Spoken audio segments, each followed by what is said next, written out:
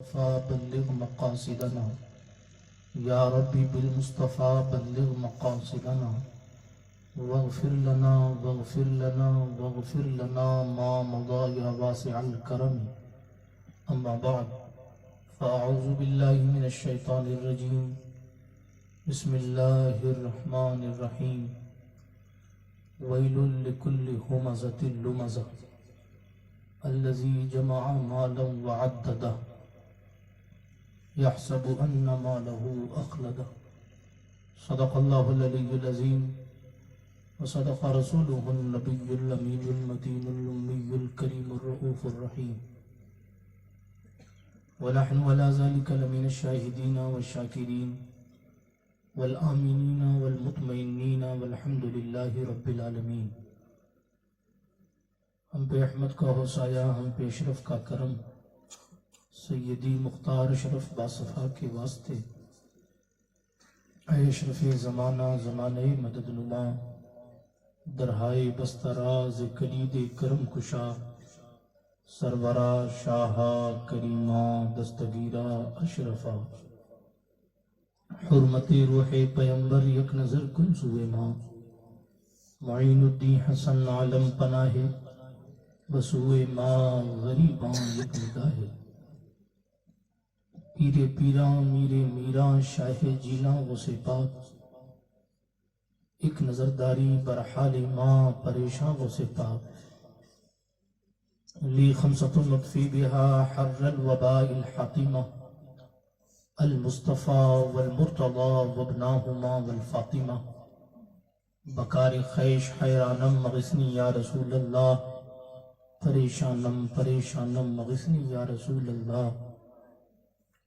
ندارم جز تو مل جائے ندانم جز تو ماوائے، توی خود ساز و سامانم مغثنی یا رسول اللہ. شہاب کس نوازی کن طبیبہ چارہ سازی کن، مریض درد وسیانم مغثنی یا رسول اللہ. رضایت سائل بے پر توی سلطان لا تنہر، شہا بحر زی خانم مغثنی یا رسول اللہ. صلی اللہ تعالی علیہ وعلا آلہ وصحبہ وسلم. الہی خیر گردانی بحق مصطفیٰ و مرتضی و شاہ جیلانی و شاہ سمنانی. آئیے اس خاموشی کو توڑتے ہوئے اپنی سستی کو بھگانے کے لیے،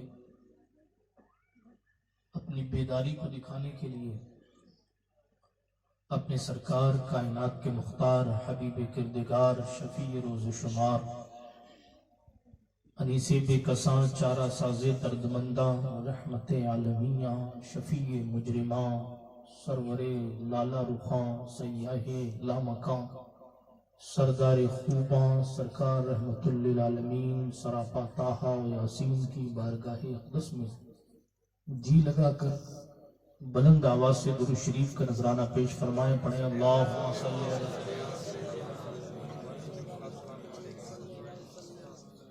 اللہم صلی علی سیدنا و مولانا محمد وعلی آل سیدنا و مولانا محمد، صلاة تنجینا بہا من جمیع الاحوال والآفات وتقضی لنا بہا جمیع الحاجات وتطہرنا بہا من جمیع السیئات وترفعنا بہا عندک اعلی الدرجات وتبلغنا بها أقصى الغايات من جميع الخيرات في الحياة وبعد الممات، إنك قريب مجيب الدعوات وأنت على كل شيء قدير.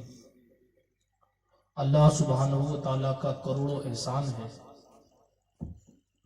کہ اس نے ہمیں اور آپ کو اس بابرکت محفل میں بیٹھنے کی توفیق بخشی ہے. یہ الگ بات ہے کہ جس وقت جلسہ ختم ہو جانا چاہیے تھا اس وقت میری تقریر شروع ہو گئی،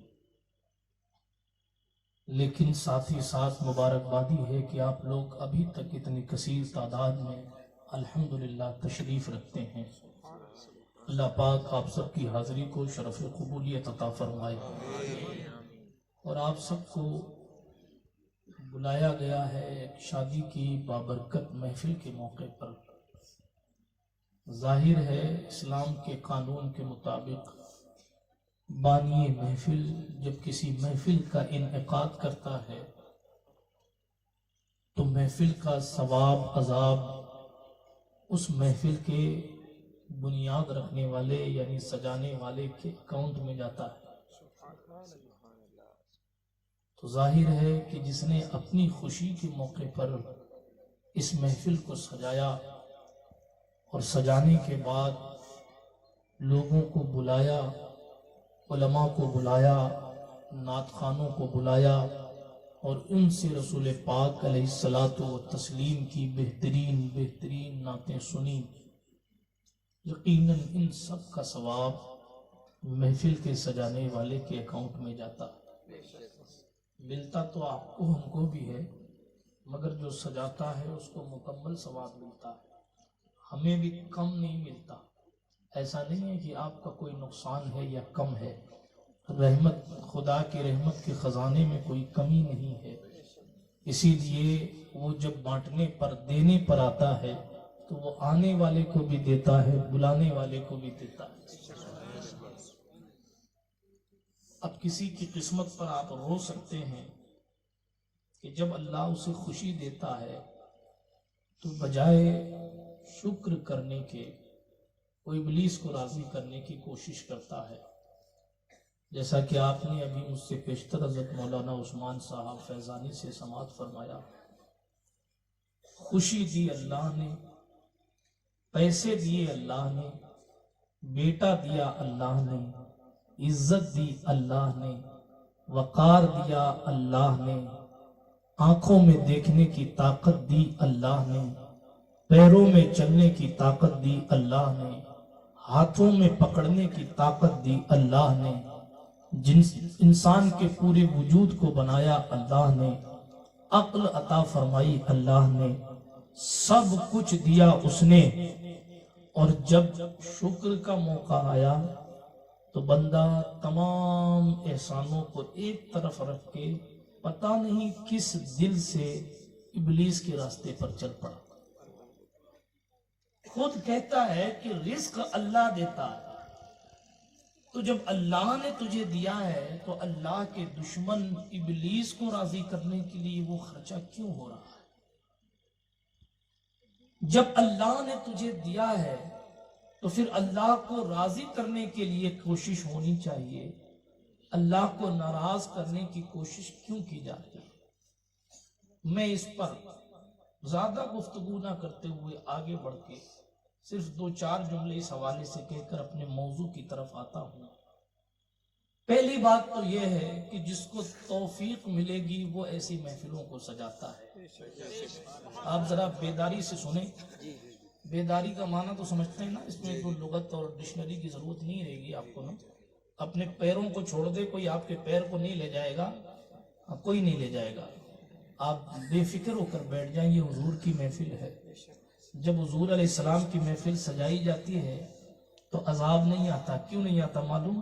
اس لیے کہ فرشتے اپنے پروں سے محفل کو ڈھانپ لیا کرتے ہیں۔ جب فرشتے اپنے پروں سے محفل کو ڈھانپتے ہیں تو پھر خدا کی رحمت کہتی فرشتوں یہاں تو میرا نام لیا جا رہا ہے، کہا ہاں مولا، میرے محبوب کا نام لیا جا رہا ہے، ہاں مولا، کہا ٹھیک ہے، پھر یہاں عذاب کے معاملات نہیں، یہاں تو صرف رحمت کی چادر تانی جائے گی۔ ابھی شریف بھائی پڑھتے ہیں کہ بھئی چادر رحمت کی تنی ہوئی ہے۔ کیوں پڑھا جاتا ہے؟ کیونکہ مصطفیٰ جان رحمت کے فرمان میں یہ چیز موجود ہے، اسی لیے آپ اس کی ٹینشن نہ لیجئے، تھوڑا بیداری پیدا کیجئے تاکہ جس موضوع کے مطابق میں نے آیت کریمہ پڑھی ہے اس موضوع پر میں بیان کرنے کی تھوڑی سی کوشش کر رہا ہوں۔ برادران ملت اسلامیہ، پہلی بات تو یہ ہے کہ خدا کی طرف سے جس کو توفیق ملتی ہے وہ ایسا کرتا ہے۔ ابو جہل یہ تیری قسمت، میں خانے میں تھا محروم رہا، گھر بیٹھے اویس قرنی نے بھی عشق نبی کا جام لیا۔ جب کرم ہوتا ہے، اویس قرنی نے کبھی حضور کو دیکھا نہیں ہے، مگر عشق کا معیار یہ ہے کہ امیر المومنین عمر بن خطاب خطبہ حج کے بعد کہتے ہیں اے لوگوں فلاں علاقے کے لوگ الگ ہو جاؤ، لوگ کھڑے ہو کر الگ ہو جاتے، فلاں علاقے کے لوگ الگ ہو جاؤ، لوگ کھڑے ہو کر الگ ہو جاتے. کہتے ہیں اچھا اب تم میں جو قرن کے علاقے کے لوگ ہیں وہ کھڑے ہو جائیں. ایک سرپنچ صاحب کھڑے ہوتے ہیں، ایک صدر صاحب کھڑے ہوتے ہیں. تم قرن سے آئے ہو؟ کہاں وہ میں قرن سے آیا ہوں. اچھا یہ بتاؤ تمہارے یہاں کوئی اویس ہے؟ عمر بن خطاب جس کی نیکیاں خود کی چاند ستاروں سے کہیں زیادہ ہے، وہ بھرے مجمع میں کھڑے ہو کر کہتا ہے تمہارے وہاں کوئی اویس ہے؟ تو اس بندے نے جواب دیا اپنے آپ کو بڑا سمجھتا ہوا، حضور آپ کو اس دیوانے سے کیا لینا دینا؟ وہ تو ایک دیوانہ ہے اویس نام کا. وہ اپنی بکریاں چراتا رہتا ہے، اونٹوں میں مصروف رہتا ہے، جنگلوں میں رہتا ہے. آپ امیر المومنین اس دیوانے کا کیا کریں گے؟ امیر المومنین کو جلال آیا اور اپنی زبان کو لگام دے، اس لیے کہ وہ بظاہر دیوانہ ہے مگر اس کا رتبہ اتنا اعلیٰ ہے کہ حضور نے ہم سے کہا ہے جب اویس مل جائے تو اپنے لیے اسے دعا کرا لینا. جناب بھیس تو دیوانے کا ہے مگر باب العلم حیدر کرار جبہ لے کر آ رہا. جس کے نام سے ولایت ملتی ہے وہ علی جبہ لے کر تلاشتے ہوئے سے کرنے کے پاس پہنچتے. حضور کو بظاہر اویس نے نہیں دیکھا، بظاہر نہیں، کبھی نہیں دیکھا، ملاقات نہیں ہوئی. اسی لیے علماء صحابی نہیں کہتے ہیں، خیر التابعین کہا جاتا ہے، سید التابعین کہا جاتا ہے. حضور کے دور میں ہیں صلی اللہ علیہ وسلم مگر حضور سے ملاقات نہ ہو سکی. اس کی کئی وجوہات ہے، اس پر گفتگو نہیں کرتا. ابھی محل نظر صرف اتنا ہے کہ انہوں نے ظاہراً حضور کو دیکھا نہیں مگر دیکھنے والوں سے کہا تم نے حضور کو دیکھا ہے؟ ہم نے دیکھا ہے. بتاؤ حضور کی بھون مبارک ملی ہوئی تھی کہ جدا تھی؟ یہ بھون مبارک اگر آپ سمجھ جاتے تو میں اشارہ نہیں کرتا، اس لیے کہ حضور کی بھون تو پھر حضور کی بھون. ہم اشارہ کرنا بھی بے ادبی سمجھتے ہیں. توجہ کے ساتھ ان سے پوچھا جا رہا ہے جن عمر و علی نے دیکھا ہے، بتاؤ حضور کی بھون مبارک ملی تھی کہ جدا تھی؟ سارے خاموش ہو گئے، دونوں خاموش ہو گئے، اب بول نہیں رہے. اللہ اکبر. اب جواب کس نے دیا؟ اویس کرنی نے. اویس کرنی نے جواب دیا کہ بات ایسی ہے قریب سے دیکھو تو الگ الگ نظر آتی تھی، دور سے دیکھو تو ملی ہوئی نظر آتی ہے. اویس تو نے کبھی دیکھا ہی نہیں ہے تو پھر دور کا معاملہ الگ تھا، قریب کا الگ تھا. تجھے کیا پتا؟ کیا پتا؟ ظاہری نگاہوں سے بھلے نہ دیکھا ہو مگر نگاہوں میں یار بستا ہے، اور جب بستا ہے نا جناب والا تو پھر اویس کا یہ انداز بتا رہا ہے مصطفیٰ کو دیکھنے کے لیے ظاہری دور میں ہونا ضروری نہیں ہے. ان پر میری زندگیاں قربان جنہوں نے حضور کو ظاہری نگاہوں سے دیکھا ہے وہ صحابیت کے شرف سے مشرف ہوئے ہیں. کائنات کا کوئی بھی غوث ان کے قدم کی برابری نہیں کر سکتا ہے مگر جب حضور دکھانے پر آتے ہیں تو پھر جناب بریلی سے بھی آواز آتی ہے فرشتوں پوچھتے ہو مجھ سے کس کی امت ہو؟ لو دیکھ لو یہ ہے تصویر یار. لو دیکھ لو، عاشق ابن عاشق کہتا ہے لو دیکھ لو یہ ہے تصویر یار آنکھوں میں. انہیں نہ دیکھا تو کس کام کی ہے یہ آنکھیں کہ دیکھنے کی ہے ساری بہار آنکھوں میں. برادران ملت اسلامیہ میں موضوع بدلنا نہیں چاہتا، صرف آپ میں اتنا بتانا چاہتا ہوں جب کرم ہوتا ہے حالات بدل جاتے ہیں.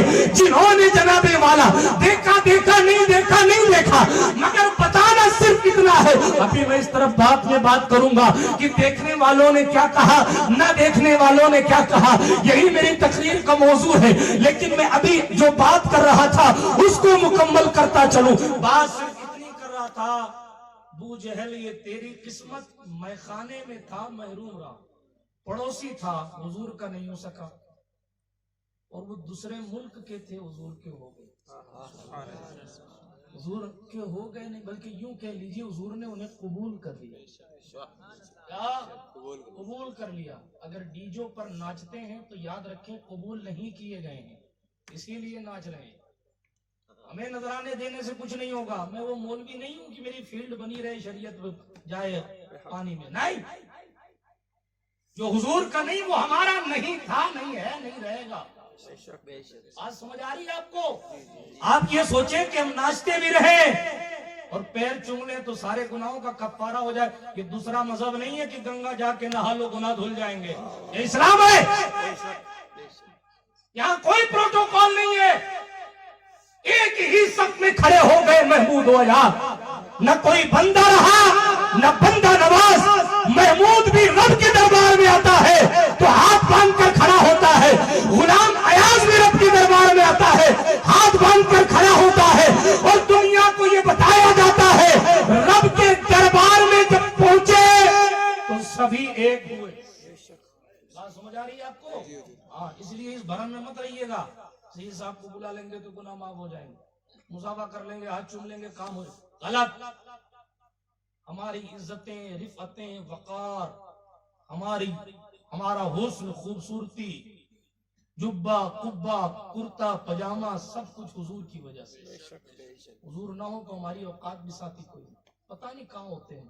حضور علیہ السلام کی وجہ، اچھا ہم کیا ہوتے ہیں؟ وہ جو نہ تھے تو کچھ نہ تھے، وہ جو نہ ہو تو کچھ نہ ہو، جان ہے وہ جہان کی۔ اچھا جان بھی کیسی؟ اعلیٰ حضرت کہتے ہیں اللہ کی سرتا بقدم نے دیکھی نہیں ہے، انہیں کیا پتا کہ جناب حضور کی شان کیا ہے، انہیں کیا پتا مصطفیٰ کیا ہے۔ کائنات کے ہندوستان کی سرزمین پر دھولے گنبد غریب نواز کی چمک کی مثال نہیں لائی جا سکتی، جب نسلوں بعد خواجہ کے گنبد کی چمک کی مثال نہیں ہے تو محمد عربی کی رخ زیبا کی مثال کہاں سے لاؤ؟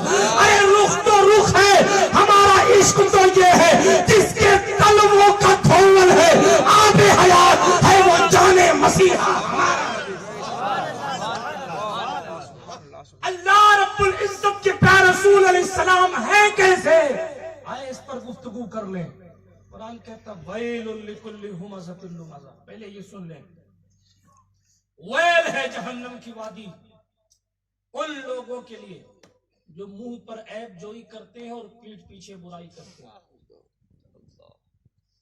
جنہوں نے مال جمع کیا اور اس کو گنا، وہ یہ گمان کرتے ہیں کہ یہ مال ان کا ہمیشہ رہے گا، وہ یہ غرور کرتے ہیں حکومت ہمیشہ رہیں گی، وہ یہ غرور کرتے ہیں کہ جناب بچانے والے ہمیشہ رہیں گے۔ سنیں، حکومتیں بھی سن لیں، دیوانگی کے لیے کوئی قانون نہیں ہوتا۔ جب کوئی دیوانہ ہو جائے نا تو اس پر ہندوستان کا سنویدھان بھی قانون نہیں لگاتا۔ سنبھال لیں اپنے ٹٹوؤں کو، کہیں ایسا نہ ہو کہ کوئی دیوانہ کھڑا ہو کر اس کو واصل جہنم کر دے، کہیں ایسا نہ ہو کہ ہندوستان کا امن برباد ہو جائے۔ اس سے پہلے کہ کچھ اور کیفیت مسلمان کسی اور کیفیت کا اظہار کریں، لگام دیں ایسے لوگوں کی اور ایسے پاگلوں کی زبانوں پر، اس لیے کہ ہم پر گفتگو کی جائے گی تو برداشت کر لیں گے، میرے باپ کو برا کہو گے تو برداشت کر لیں گے، آپ 3 طلاق پر گفتگو کریں گے برداشت کر لیں گے، آپ نے جو بھی باتیں کی سب برداشت ہے، مگر اتہاس اٹھا کر دیکھیں، تاریخ گواہ ہے، سوتی ہوئی قوم مسلم اسی وقت لڑائی لیتی ہے جب محمد عربی کے کردار پر انگلی اٹھائی جاتی ہے۔ ایک جملہ کہہ دوں، جب ہم اسلام والے اپنے دین کے لیے فنا ہو کر شہید اشفاق اللہ بن سکتے ہیں تو جس نبی کا کلمہ پڑھتے ہیں اس کے لیے غلام خالد بن ولید بننے میں بھی ہمیں دیر نہیں۔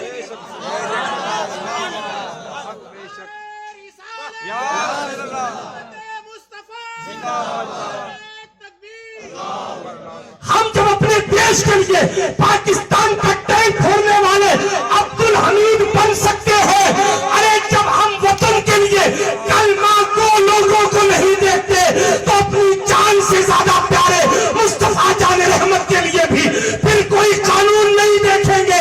ہمیں اس بات کا ڈر نہیں کہ حکومتیں کیا کریں گی، ایف آئی آر کس پر، ایف آئی آر کی بساط کیا ہے۔ ہم تو وہ لوگ ہیں جو فخر سے کہتے ہیں اگر کارڈ بھی دیے جائے خاک ہو کر عشق میں آرام سے سونا ملا، جان کی اکسیر ہے الفت رسول اللہ۔ اسی لیے सारी चीजों पर कंप्रोमाइज किया जा सकता है, हुजूर की नामूस पर कोई कंप्रोमाइज नहीं किया, कोई गुफ्तगू नहीं की, और ना हमने की है ना हमारे बड़ों ने की है, और ना हमारे अगले करेंगे। ये भी याद रख, क्यों? इसलिए कि जनाब आपकी फिक्र ये है कि कोई किसी के माबूद पर कोई कंट्रोवर्सी कर दे। आपके माबूद की बात आप जानो। हमें ये दर्स दिया गया, ये उलमा बैठे हैं, हमें दर्स दिया गया ला तसब्बु, गाली मत दो उनके माबूदों को। जी कुरान है, आपने पता नहीं कहां से इस्लाम पढ़ा है, हमारे पास आके पढ़िए, हम बताएंगे कि दीन क्या है। पता नहीं कहां से इस्लाम पढ़ा। कुरान कहता है उन लोगों को गाली मत दो, किन लोगों को? जो अपने तुम्हारे रब के सिवा किसी और को पुकारते हैं, यानी किसी और को माबूद मानते हैं, आप उन्हें गाली मत दो। ये कुरान कहता है, ये कुरान का वाज़े फरमान है। बैठे कुरान का वाज़े फरमान, क्यों मत गाली दो? इसलिए कि तुम उनके माबूद को गाली दोगे, वो तुम्हारे माबूद को गाली दोगे, फिर तुम्हें बुरा लगेगा। हमारी तहजीब तो ये है। आप क्या सोचते हैं, हम आपसे डर के गाली नहीं देते? आप क्या सोचते हैं कि हमें गाली देना नहीं आता? जी, हालांकि आप भी जानते हैं झगड़ों में सबसे ज्यादा गाली देने वाली कौम मुस्लिम है इस वक्त। अफसोस है, अफसोस है, मगर है हकीकत। तो आप क्या समझते हैं, हमें आपके माबूदों को गाली देने में डर लगता है, या हमें किसी माबूद की किरदार को पाश पाश करने में डर लगता है? हरगिज़ नहीं। हमें अपने कुरान के फरमान पर अमल करना है, इसलिए गाली नहीं देते, क्योंकि हमारे कुरान ने मना कर रखा है। परवरिश से पता चलता है कि माँ बाप कैसे हैं, और जनाबे वाला उसी से पता चलता है कि बंदे की कैफियत और हकीकत क्या है। हमारी तरबियत यह है कि गाली मत दो, इसीलिए हम गाली नहीं देते। हमारे यहाँ गाली देना जायज नहीं, इसलिए हम गाली नहीं देते। लेकिन जब बात हुजूर अलैहिस्सलातु वस्सलाम पर आएगी ना, तो हम फिर सिद्दीक अकबर की सुन्नत अदा करना भी जानते हैं। का तर्जुमा अगर मैं कर दूं तो जनाबे वाला कैफियत बदल जाएगी। सिद्दीक अकबर जैसा रहम दिल इंसान, नरम दिल इंसान। एक यहूदी ने आकर कहा, ऐ मोहम्मद, सब तुम्हें छोड़ के भाग जाएंगे, तुम अकेले रह जाओगे। यही इतना कहा था, अकेले रह जाओगे। सिद्दीक अकबर ने खड़े होकर उस गुस्ताखे रसूल को गाली दी। सिद्दीक ने दी। आप कहेंगे गाली दी? मैंने कहा कुरान ने भी गाली दी गुस्ताखे रसूल को। उतुल्लिम बाद ज़ालिका ज़नीम का आला हज़रत ने तर्जुमा किया उस पर तुर्रा ये कि वो अपने वो बेअसल है। मगर जनाब ज़नीम कहते हैं हराम की औलाद को। हुजूर को कोई मजनू कह दे तो कुरान उसको यूं रिप्लाई करता है।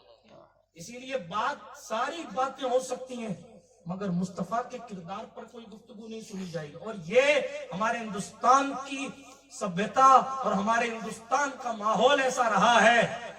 गंगा जमनी तहजीब यूं ही नहीं चलती, उसके लिए थोड़ा इधर से झुकना पड़ता है, थोड़ा इधर से झुकना पड़ता है।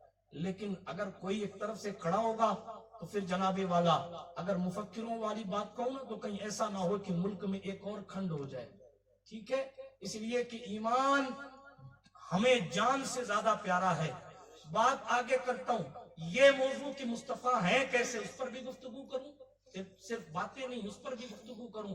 उन लोगों की न सुने, उन लोगों की बात नहीं जिन्होंने पढ़ा ही नहीं इस्लाम, और फिर मीडिया पे बयान देते फिर मैं उनकी किताबों में लिखा वो पढ़ा। कौन सी किताब पढ़ी तूने? कहाँ की किताब पढ़ी? सुने, आओ मैं आपको किताब सुना। हुजूर की पाक बीवी हज़रत खदीजा, पहली बीवी हज़रत खदीजतुल कुबरा। तुम हुजूर के किरदार पर हमले करते हो। बेअक्लों, जिस दौर में औरतों को जो है वो अभागन समझा जाता था, बेवाओं को, उस दौर में हालात तब्दील करने के लिए इस रुए जमीन के सबसे खूबसूरत इंसान ने 40 साल की बेवा से शादी की। आज हुकूमत के जिम्मेदारों की बीवियों को पता नहीं, और वहां 40 साल की बेवा की इज्जत बचाने और उनको इज्जत देने के लिए हुजूर ने 25 साल की उम्र में शादी फरमाई। उस तरफ नहीं जाता। बताना यह है कि हुजूर की पहली बीवी खदीजतुल कुबरा। हुजूर कैसे हैं, आए खदीजा पाक से पूछे, आपने मुस्तफा को कैसा पाया? बीवी से ज्यादा शोहर को कौन जान सकता? कोई जान सकता है? किसी इंसान को उसके घर से ज्यादा आप कहीं पहचान सकते हैं? बोले, जल्दी बोले, बोलो। سیدہ خدیجہ حضور کی پہلی بیوی ہے. مصطفیٰ کی ساری اولاد سوائے ایک شہزادے کے حضرت سرکار خدیجہ الکبریٰ خدیجہ پاک سے. آپ کو معلوم ہے جب پہلی وحی نازل ہوئی غار حرا میں، پہلی وحی جبریل امین آئے، واقعہ آپ نے سنا ہے. پہلی وحی آئی اقرا بسم ربک.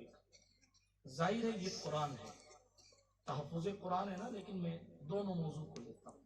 تحفظ ناموس رسالت بھی ضروری ہے. قرآن کا نزول ہو رہا ہے، قرآن نازل ہو رہا ہے. قرآن نازل ہوا، سب سے پہلا لفظ اقرا. واقعہ سنا دیتا ہوں. اقرا، جبریل آئے اور آ کر کہا پڑھیے. مصطفیٰ جان رحمت علیہ السلام نے کہا ما انا بقاری، میں پڑھنے والا نہیں پڑھوں گا. تم کون ہوتے ہو پڑھانے والے؟ میں نہیں پڑھوں گا. یہ تو نہیں کہا تم کون ہوتے ہو پڑھانے والے، مگر یہ ضرور فرمایا ما انا بقاری، میں پڑھنے والا نہیں. لوگ ترجمہ کرتے ہیں ادھر والے کہ میں پڑھا ہوا نہیں ہوں. ارے قاری کا معنی ہی پڑھنے والا ہوتا ہے، اس میں پڑھا ہوا کہاں کا ترجمہ ہوگا؟ پتہ نہیں کس لغت سے ترجمہ کرتے ہیں، لغت سے کرتے ہیں یا بہت سے ترجمہ کرتے ہیں. لغت میں تو الفاظ ہیں، یہاں تک کہ جبریل اپنی پوری کوشش کو پہنچ گئے. آپ کو معلوم ہے جبریل کی طاقت 600 پر ہے. ہر ایک پر میں اتنی طاقت ہے زمین آسمان کو الٹ پلٹ کر دے. ایک پر میں اتنی طاقت، وہ 600 پر ہے. اور 600 پروں والا مصطفیٰ کو طاقت سے دبا رہا. مگر مصطفیٰ کا قلب اطہر ہے کہ جناب والا جبریل کا ایک پر تو پوری قوم لوط کو اٹھا کر پٹک دیتا ہے، اور جبریل ساری طاقت سے مصطفیٰ کو دباتے ہیں تو مصطفیٰ جان رحمت علیہ الصلوۃ والتسلیم کا کوئی نقصان نہیں ہوتا. یہ حضور ہیں صلی اللہ علیہ وسلم. بہرحال پھر کہا پڑھیے، نہیں پڑھا. پھر کہا پڑھیے، نہیں پڑھا. پھر کہا اقرا بسم ربک، اپنے رب کے نام سے پڑھیے. جبریل علیہ السلام نے جب اس طریقے سے دبایا، اور پھر یہ قرآن ہے. اللہ فرماتا ہے لو انزلنا هذا القرآن على جبل لرأيته خاشعا متصدعا من خشیت اللہ. اللہ کے خوف، اللہ کی خشیت کی وجہ سے اگر یہ قرآن پہاڑ پر اتارا جائے تو خشیت الہی کی وجہ سے پہاڑ بھی ریزہ ریزہ ہو جائے. چٹانیں جس قرآن کے نزول سے ذرہ ذرہ ہو جائیں. مصطفیٰ کا قلب اطہر ہے کہ سورہ فاتحہ سے لے کے والناس تک مکمل اپنے سینے پہ رکھ لی. اور صرف اپنے سینے پہ نہیں رکھا، اپنے سینے کی برکت سے اتنا نور چمکایا کہ جناب 1500 سال بعد بھی قرآن مقدس کو اپنے سینے میں رکھنے والے اور قرآن کو پورا پورا مصلی پر کھڑے ہو کر سنانے والے موجود ہیں. لوگوں کو اپنے ذہن سے یہ خیال نکال دینا چاہیے کہ کچھ امینڈمنٹ کیا جائے گا یا تبدیلی کی جائے گی یا 26 نکالی جائیں گی یا 22 نکالی جائیں گی. کہاں سے نکالو گے؟ نئے نسخے چھاپو گے؟ اچھا یہاں چھاپو گے تو پھر عرب کا کیا کرو گے؟ اچھا یہاں اگر نسخہ بدل دو گے تو پھر پڑوسی ملک کا کیا کرو گے؟ اچھا نسخے بدل دو گی تو سینوں کا کیا کرو گے؟ ہلاکو کے دور میں چنگیز خان کی اولاد ہلاکو خان، جناب منگولوں جانوروں کا خان، اپنے آپ کو خانوں کا خان وہ کہتا تھا. آج بالی ووڈ والا کہنے لگ گیا ہے، پہلے خانوں کا خان وہ کہتا تھا. وہ چنگیز خان یہ مسلمان نہیں تھے. خان لگے تو آپ یہ نہ سمجھے کہ یہ مسلمان، ان کا مذہب ہی کچھ اور تھا. یہ جانوروں کی طرح رہتے تھے، ابلے ہوئے گوشت کھاتے تھے، اور کیا کیا کیفیت منگولوں کی تھی اس طرف میں نہیں جاتا. مگر جناب دنیا میں بربادی لانے والی ایک قوم تھی، اس کو منگول کہا جاتا ہے. یہ جنگلوں سے اٹھ کے آیا کرتے تھے. ان کے لباس بھی عجیب غریب ہوتے تھے، ان کی خوراک بھی عجیب غریب ہوتی تھی، ان کا بات کرنے کا انداز بھی عجیب غریب ہوتا تھا، ان کی بھاشا بھی عجیب غریب ہوتی تھی. مگر جناب والا کئیوں سے اکیلے لڑ لیا کرتے تھے. ایک طریقے سے جنگلی لوگ تھے. ہلاکوں کا دور تھا. اسلام کو ختم کرنے کے خواب وہ بھی دیکھ رہا تھا. جس دور میں لوگ بادشاہ تھے اس دور میں اسلام ختم نہیں ہوا. فیس بک پر ٹٹو بیٹھ کے کہہ رہا ہے اسلام ختم کریں گے. اسلام کی فطرت میں قدرت نے لچک رکھی ہے، تم جتنا دباؤ گے اتنا یہ ہرا ہوگا. فاطمہ کے بیٹے نے کربلا میں اپنے خون سے اسلام کو اتنا سینچ دیا ہے، صدیاں ختم ہو جائیں گی مگر قیامت آ جائے گی، اور قیامت بھی آ کر چلی جائے گی. حشر کا میدان بھی قائم ہوگا تو اس دن بھی بانی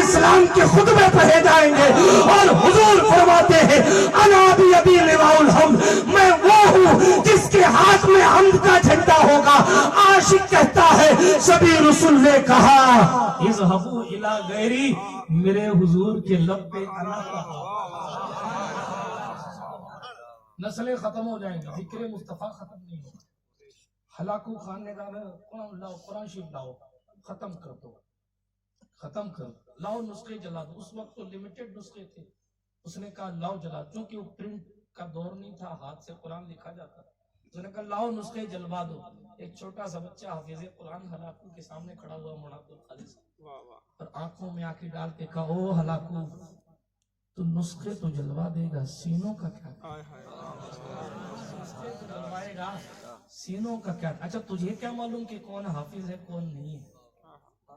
جب کوئی حافظ بتائے گا الحمدللہ میں حافظ ہوں تو ہی تو آپ جانیں گے کہ یہ بھی بندہ حافظ ہے۔ آپ نشاندہی کیسے؟ اگر آپ سینوں کو بھی کٹوانے کی بات کریں، اتنے ظلم پر آ جائیں تو اس میں بھی آپ کو پتہ ہی نہیں چلے گا کہ کس کے سینے میں قرآن ہے کس کے میں نہیں ہے۔ اس لیے خیالات باطلہ سے نکلیے، جھوٹے وعدوں پر چلنے والی سیاست کو ہٹائیے۔ مصطفیٰ جان رحمت علیہ الصلوۃ والتسلیم کی ناموس پر بات کر رہا تھا۔ قرآن مصطفیٰ کا معجزہ ہے، جب معجزے کی مثال نہیں لائی جا سکتی تو معجزہ دکھانے والے کی مثال کہاں سے لائی جا سکتی؟ توجہ، کیا بات کر رہا تھا؟ قرآن جب یہ پہلی وحی نازل ہوئی تو حضور کی جسمانی کیفیت تبدیل ہوئی، چہرے پر زرد رنگ نمایاں ہوا، زردی نمایاں ہوا، کیفیت بدلی نہ۔ اب معلوم جبریل امین کو دیکھا کہاں تھا؟ صلی اللہ علیہ وآلہ وسلم حضور نے اوپر آسمان ہے، نیچے زمین ہے، بیچ میں جبریل کرسی لگا کے بیٹھے۔ اب کوئی کسی کو ایسا دیکھے تو کیا کیفیت؟ حضور نے اس طرح جبریل امین کو دیکھا، حضور کی قریب جبریل آئے۔ واقعہ لمبا ہے، میں اس طرف نہیں جاتا، میں نے بتانا کیا ہے، محل استشہاد یہ ہے کہ جناب خدیجۃ الکبریٰ سے جا کر کہا کہ ایسی سی بات ہوئی، مجھے چادر اڑھاؤ، چادر اڑھاؤ، چادر۔ سیدہ خدیجہ نے چادر اڑھائی، اور معلوم کیا جملے پہ توجہ، مائیں بہنیں بھی سن لیں، وہ کوئی دوسرے مذہب کی نہیں ہے، ہماری والی ہے، ہاں کلمہ حضور کا ہی پڑھتی ہیں نا آپ لوگ، توجہ سے سنیں، درود شریف پڑھیں، اللہم صلی علی سیدنا مولانا محمد وعلی آل سیدنا مولانا محمد کما تحب و ترضى بان تصلی علیہ الصلوۃ والسلام علیک یا رسول اللہ صلی اللہ تعالی علیہ وسلم۔ عرض یہ کر رہا تھا خدیجہ پاک نے کیا کہا، میں نے یہ بتانا ہے کہ حضور کیسے ہیں، خدیجہ سے پوچھو۔ خدیجۃ الکبریٰ رضی اللہ تعالیٰ عنہ سے جب حضور نے کہا مجھے ایسی ایسی تکلیف ہے، لگتا ہے مجھے کوئی پریشانی لاحق ہو جائے گی، تو خدیجہ پاک کے جملے کیا کہنے لگے، اللہ کی قسم اللہ آپ کو کبھی ضائع نہیں فرمائے گا۔ سبحان اللہ بولو جلدی جلدی، اللہ آپ کو کبھی ضائع نہیں فرمائے گا۔ کہا کیوں؟ وہ کیوں کہا خدیجہ پاک نے؟ حضرت سرکار خدیجہ آگے کہتی ہیں اس لیے کہ اے محمد عربی میرے شوہر نامدار، آپ لوگوں کا بھلا کرتے ہیں، کہو سبحان اللہ، لوگوں کا بھلا کرتے ہیں، بے سہاروں کا سہارا بنتے ہیں، یتیموں کا آسرا بنتے ہیں، بولو سبحان اللہ بولو۔ میں سبحان اللہ بلواتا نہیں ہوں، میں جب حضور پہ نہیں بولو گے تو پھر کس پہ بولو گے؟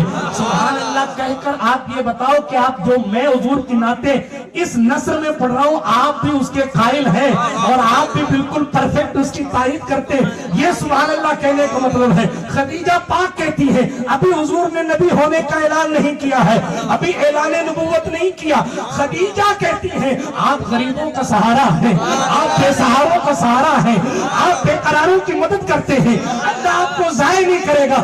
یار جو گھر میں ہے وہ تو ایسا کہہ رہی ہے، جس نے قرآن کا ترجمہ ہی نہیں پڑھا وہ پتہ نہیں کیسا کہہ رہا ہے۔ آگے چلے، خدیجہ سے آگے عائشہ تک پہنچتے ہیں، باتیں ہو جائیں گی حضور کیسے، عائشہ صدیقہ سے پوچھ، عائشہ آپ بتائیں کہ آپ کے محبوب کیسے ہیں؟ سیدہ عائشہ صدیقہ رضی اللہ تعالیٰ عنہ کہتی ہیں میرے محبوب کے حسن کی شان یہ ہے، مشہور سی بات ہے، عائشہ صدیقہ کہتی میرے محبوب کے حسن کی شان یہ ہے کہ یوسف کے حسن کو دیکھ کر لوگوں نے انگلیاں کاٹی تھیں، میرے محبوب کا حسن اگر وہ عورتیں دیکھ لیتی، عائشہ صدیقہ نے نعت لکھی اور اس نعت میں یہ شعر لکھا کہ اگر وہ عورتیں میرے محبوب کا حسن دیکھتی تو پھر انگلیاں نہیں بلکہ گلے کاٹ کر حضور کے قدموں میں رکھ دیتی۔ عائشہ صدیقہ تو یہ کہہ رہی ہیں کہ میرا محبوب ایسا ہے، جنہوں نے دیکھا ان کی باتیں کر لینا کہ حضور کیسے ہیں۔ آئیں اور آگے چلیں، انس ابن مالک سے پوچھیں حضور کیسے ہیں، حضرت انس ابن مالک کہتے ہیں میں 10 سال حضور کی خدمت میں رہا. کتنے سال؟ 10 سال. 10 سال حضور کی خدمت میں رہا صلی اللہ علیہ وسلم. حضرت انس کہتے ہیں حضور نے کبھی مجھے نہیں ڈانٹا, کبھی نہیں ڈانٹا, اور کبھی یہ نہیں کہا کہ انس تو نے یہ کام کیوں کیا. انس تو کہتے ہیں حضور ایسے ہیں کہ کبھی ڈانٹتے ہی نہیں ہیں, اور جانور شکل کے لوگ کچھ اور ہی کہہ رہے ہیں. آئے آگے اور آگے چلیں. یہ تو ساتھی کی بات ہو گئی, غلام زید بن حارثہ. ایک ایسا غلام ہے جسے حضور نے اپنا منہ بولا بیٹا بنا لیا, اس کا نام زید ہے. دیکھیں صاحب محبت کسے کہتے ہیں, زید ان کا نام ہے. آپ کو معلوم ہے ان کے والد حضرت زید کے والد حارثہ اپنے بیٹے کو ڈھونڈنے میں کوئی کسر انہوں نے باقی نہیں رکھی, اور وہ تلاش کرتے کرتے کئی ملکوں میں کئی شہروں میں سفر کیا کہ میرا بیٹا زید کہاں گیا کہاں گیا کہاں گیا کہاں گیا. تلاش کرتے کرتے مکہ شریف کے قریب پہنچے تو کسی نے کہا کہ میں نے تیرا بیٹا محمد عربی کے پاس دیکھا. بچھڑا ہوا باپ جس نے اپنی اولاد کے لیے جناب زید کے لیے کئی قصیدے لکھے تھے, کئی کلام لکھے تھے ان کی جدائی میں, اب باپ اپنا دل لے کر مکۃ المکرمہ میں حاضر ہے. مصطفیٰ جان رحمت علیہ الصلوۃ والتسلیم تشریف فرما ہے. حضور کی خدمت میں پیسے ویسے لے کے پہنچتے, توجہ میری طرف رکھیں آپ, تب پیسے ویسے لے کر پہنچتے. کہا صاحب آپ کا جو غلام ہے زید وہ دراصل میرا بیٹا ہے, آپ کو جو چاہیے اتنا پیسہ لے لیجئے, میرا بیٹا میرے حوالے کر دیجیے.